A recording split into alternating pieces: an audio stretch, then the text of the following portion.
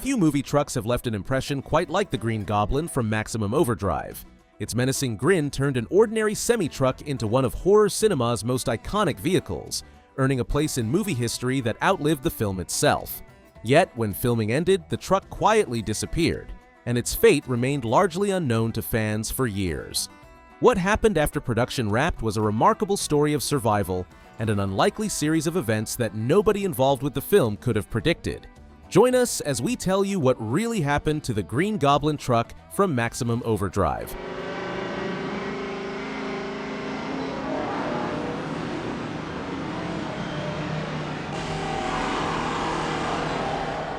Maximum Overdrive premiered in American cinemas on July 25, 1986.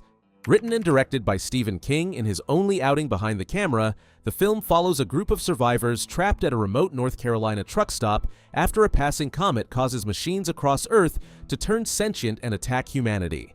Emilio Estevez stars as Bill Robinson, a short-order cook who reluctantly emerges as the group's leader after a convoy of murderous trucks lays siege to the isolated truck stop.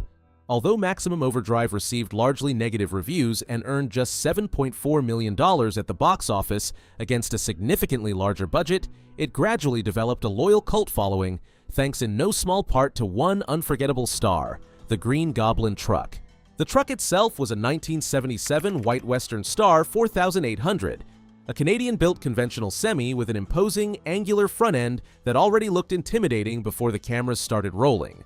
To give it an even more menacing personality, the production fitted it with a Detroit Diesel 8V71, a two-stroke V8 engine whose distinctive mechanical growl made every appearance feel that much more threatening. Its most fascinating feature, however, was the giant Green Goblin mask mounted to the front. The production obtained permission from Marvel Comics to use the character's likeness, and a custom-built mask was created to cover the truck's entire grille. Complete with glowing red eyes and an exaggerated grin visible from a considerable distance, it transformed an ordinary highway truck into a nightmare on wheels. The sinister appearance extended beyond the cab. Behind red curtains sat a Green Goblin jack-in-the-box, a detail rarely visible on screen but intentionally included by the production designers. The trailer carried the name Happy Toys and the slogan, "Here comes another load of joy," while a painted clown decorated the rear doors. Individually, these details might have gone unnoticed. Together, they gave the truck an unmistakable identity that audiences would remember long after the film ended. When Maximum Overdrive wrapped production, the Happy Toys truck had already endured a demanding shoot that left it in far from pristine condition. The production had pushed its vehicles hard, with the trucks used during the Dixie Boys siege sequences breaking down repeatedly throughout filming. The primary truck, carrying the now iconic Green Goblin face and featured throughout the film's most memorable scenes, had also absorbed the wear and tear that came with weeks of filming. Once production came to an end, however, there was little discussion about what should happen to it. Rather than being preserved or returned to its original condition, the truck was loaded onto a flatbed and transported to Silent Rick's junkyard in Wilmington. At the time, Maximum Overdrive had failed to meet commercial expectations, and there was little reason for anyone involved with the production to believe that one of its props would eventually become a sought-after piece of movie history. As a result, the truck was treated no differently from any other vehicle that arrived at the salvage yard. No effort was made to preserve it for exhibition, and no one involved with the production viewed it as anything more than another retired movie vehicle. Once the truck arrived at Silent Rick's, it was dismantled and scrapped, bringing an unceremonious end to the original truck that had become the face of Maximum Overdrive.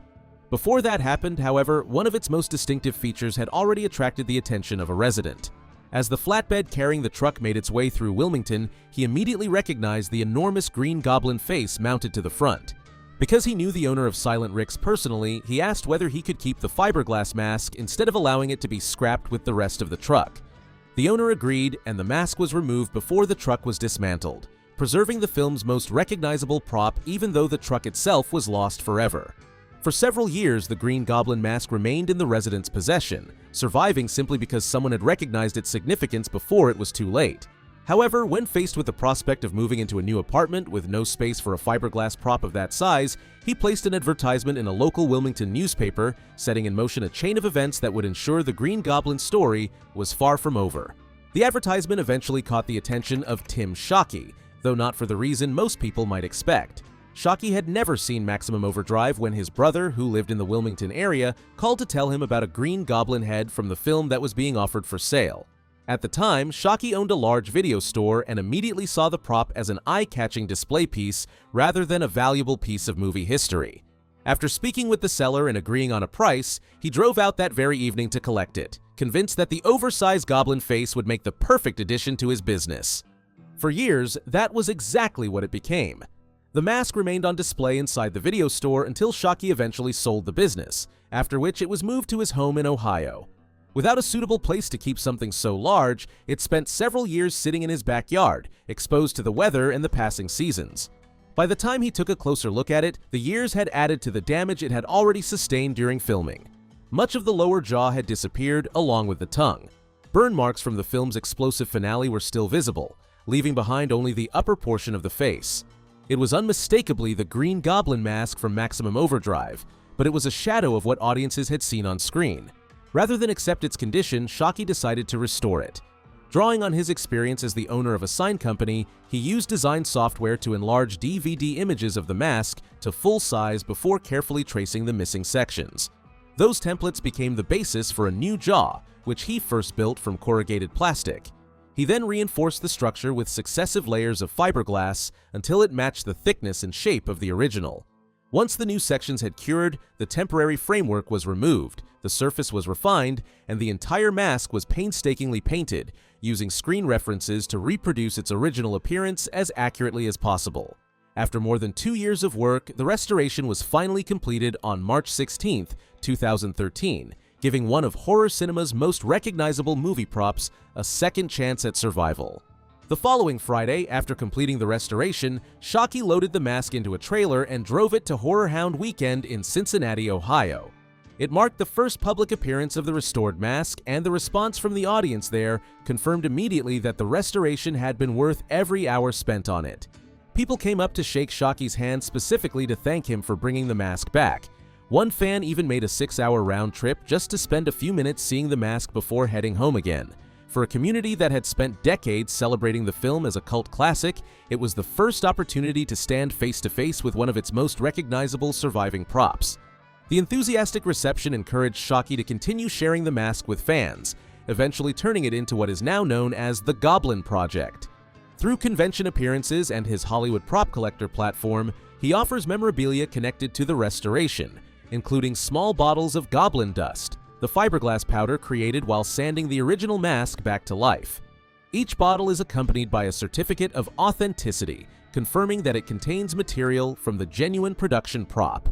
He also offers small fiberglass fragments trimmed from the back edge of the mask during the restoration, allowing collectors to own a physical piece of one of horror cinema's most memorable movie props. More than 4 decades after Maximum Overdrive premiered, the Green Goblin mask continues to travel across the United States and Canada, appearing at horror conventions and automotive events wherever Shockey is invited to exhibit it. Through an Instagram page, Shockey documents each appearance, ensuring that the prop's remarkable journey continues to reach new audiences long after the original truck disappeared into a Wilmington scrapyard. Safe to say, the restoration of the original Green Goblin mask inspired more than nostalgia. In 2021, longtime fan Nate Lawrence also set out to recreate the complete Happy Toys truck using another 1977 White Western Star 4800 as the foundation. Drawing on years of experience building haunted houses and movie sets, he spent 14 weeks transforming the truck into a faithful replica. He fabricated a new Green Goblin mask from scratch and reproduced every major detail of the original, from the distinctive trailer graphics to its unmistakable appearance. The finished truck made its public debut at the Guilty by Association Truck Show in Joplin, Missouri, where it quickly became one of the event's biggest attractions. The enthusiasm surrounding the replica demonstrated just how much affection had grown around Maximum Overdrive over the decades. Fans traveled long distances to photograph the truck, while former cast members Barry Bell and Patrick Miller appeared alongside it during its debut. In many ways, the replica achieved exactly what Nate had hoped for. It allowed a new generation of fans to experience the Green Goblin truck as something more than a memory preserved on a television screen. Looking back, the story of the Green Goblin truck is filled with irony. Maximum Overdrive struggled both critically and commercially when it was released, yet one of its most memorable creations has enjoyed a far longer life than anyone involved with the production could have imagined. The truck that was built to terrorize audiences for a single film now survives through the original mask, a painstakingly constructed replica, and a community of enthusiasts determined to keep its legacy alive.